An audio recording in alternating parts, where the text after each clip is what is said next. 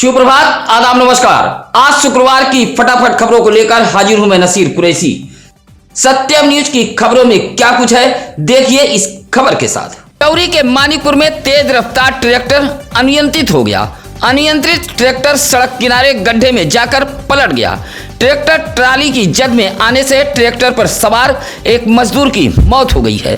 हादसे के बाद मानिकपुर में हड़कंप मच गया था। मजदूर की पहचान बिहार के विट्ठलपुर निवासी 41 वर्षीय शिवजी यादव के रूप में हुई है। हादसे के बाद जहां ट्रैक्टर चालक फरार हो गया, वहीं एक और मजदूर के घायल होने की सूचना है।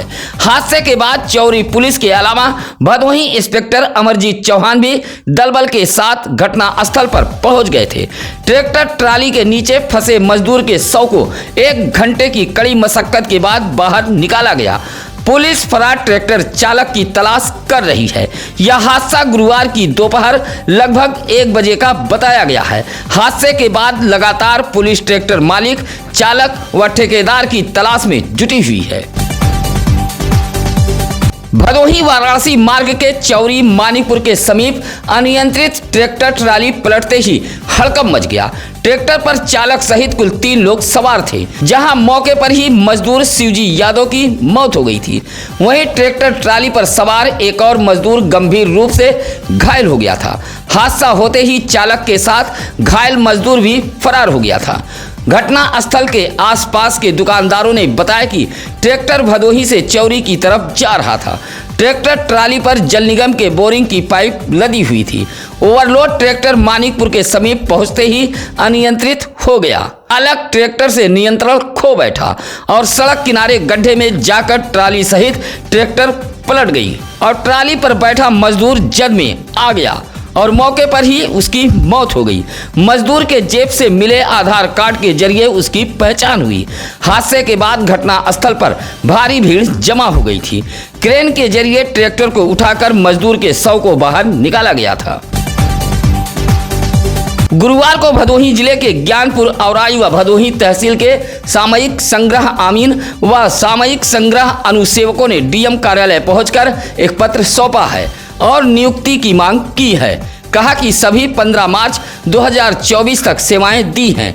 पुनः स्वीकृति के लिए इससे पहले मंडलायुक्त को पत्र सौंपा गया था, लेकिन कोई कार्रवाई नहीं हुई। एक बार फिर सामयिक संग्रह आमीन अनुसेवकों ने डीएम कार्यालय पहुंचकर एक पत्र सौंपते हुए नियुक्ति किए जाने की मांग की है।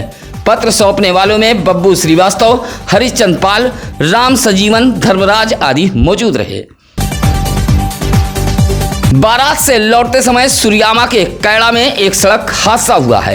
हादसे में जहां एक युवक की मौत हो गई है, वहीं उसका एक साथी भी गंभीर रूप से घायल है। जौनपुर के मीरगंज माधोपुर इमिलिया निवासी अंकित शर्मा अपने साथी सचिन शर्मा के साथ बाइक से एक बारात में शामिल होने कैड़ा आया था।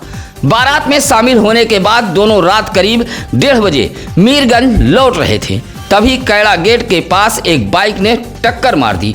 बाइक पर 3 लोग सवार थे।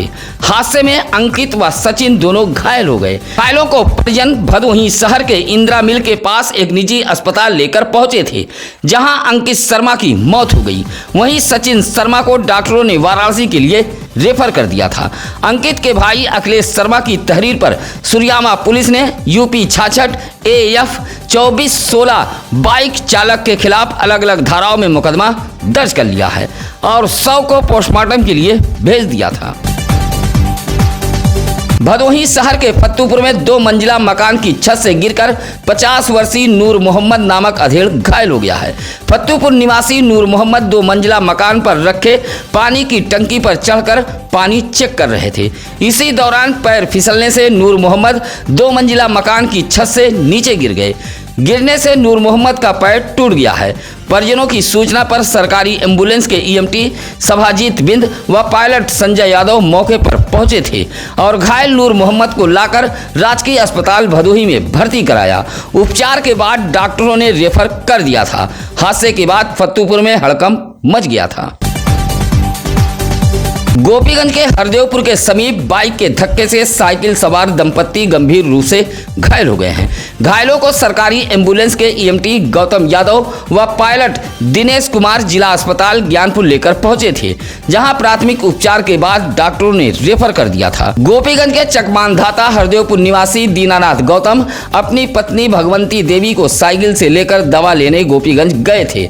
दवा लेकर अपने घर से 500 मीटर पहले हरदेवपुर के समीप पहुंचे, तभी एक बाइक ने टक्कर मार दी। हादसे में पति पत्नी गंभीर रूप से घायल हो गए थे। सूचना मिलते ही गोपीगंज पुलिस मौके पर पहुंच गई थी। प्राथमिक उपचार के बाद डॉक्टरों ने घायल को रेफर कर दिया था।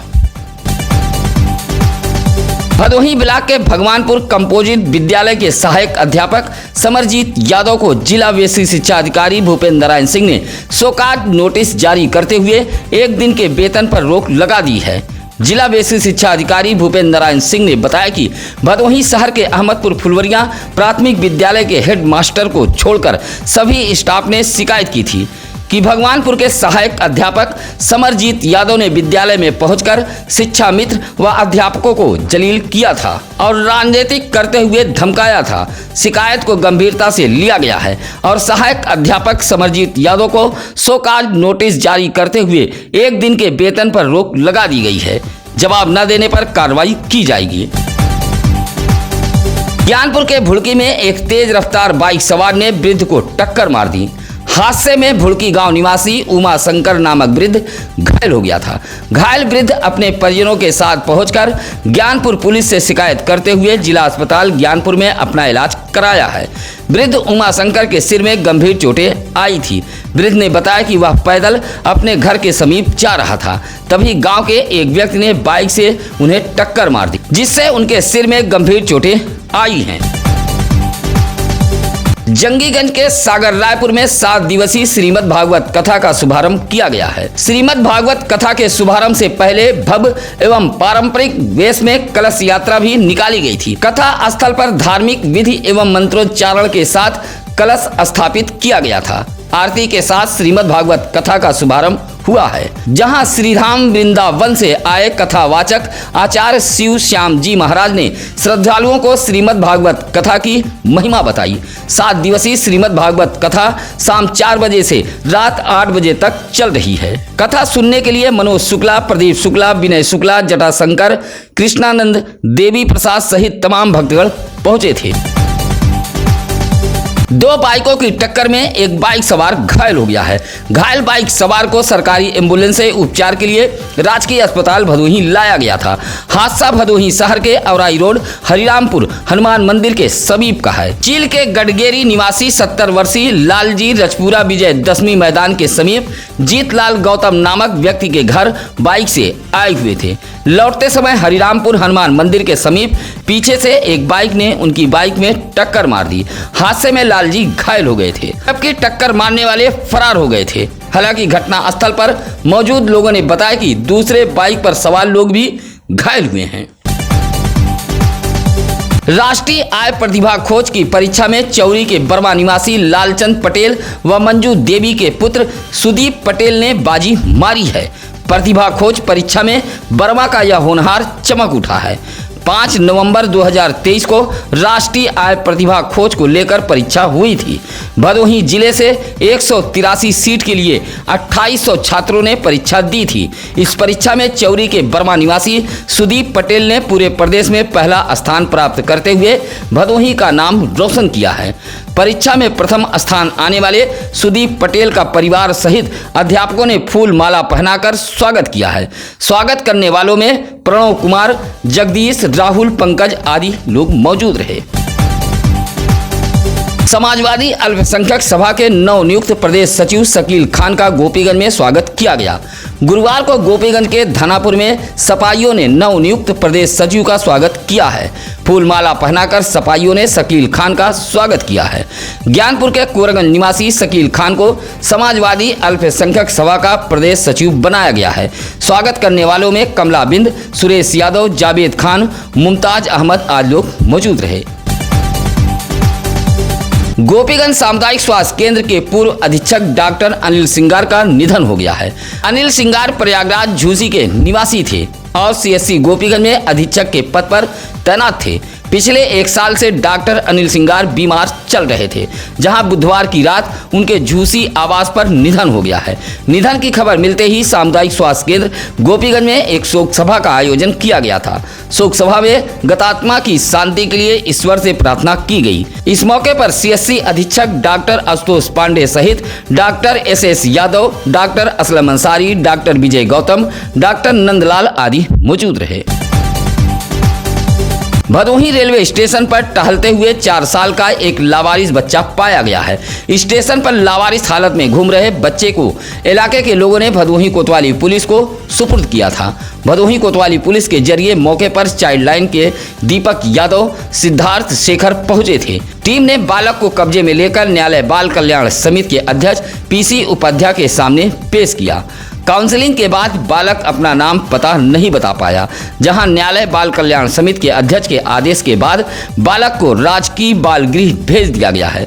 इस कार्रवाई में डॉक्टर पंकज मालवी, अजय प्रताप सिंह, निर्मल पाल शामिल रहे। नाबालिग किशोरी को बहला फुसला कर भगा ले जाने के मामले में माननीय न्यायालय ने आरोपी युवक को 3 साल की सजा सुनाते हुए 5000 अर्थदंड से दंडित किया है। चौरी पुलिस की विवेचना व विशेष लोक अभियोजक कौलेश्वर नाथ पांडे की पैरवी के बाद विशेष न्यायाधीश पॉक्सो कोर्ट प्रथम की न्यायाधीश माननीय मधु डोगरा ने नाबालिग किशोरी को बहला फुसला कर भगाने के आरोपी सुरेरी निवासी पंकज मिश्रा को 3 साल की सजा के साथ 5000 अर्थदंड से दंडित किया है। दर्शक बंधुओं से निवेदन, अपील, गुजारिश है कि अपने इलाके की खबरें हमें जरूर बताएं या किसी भी खबर के लिए आप सत्यम न्यूज सिटी कार्यालय भदोही शहर के चौरी रोड बूढ़ापट्टी में आकर मिल सकते हैं। इसी के साथ अब नसीर कुरैशी को दीजिए इजाजत। नमस्कार, आदाब। ताज़ा खबरों के लिए सत्यम न्यूज को सब्सक्राइब करें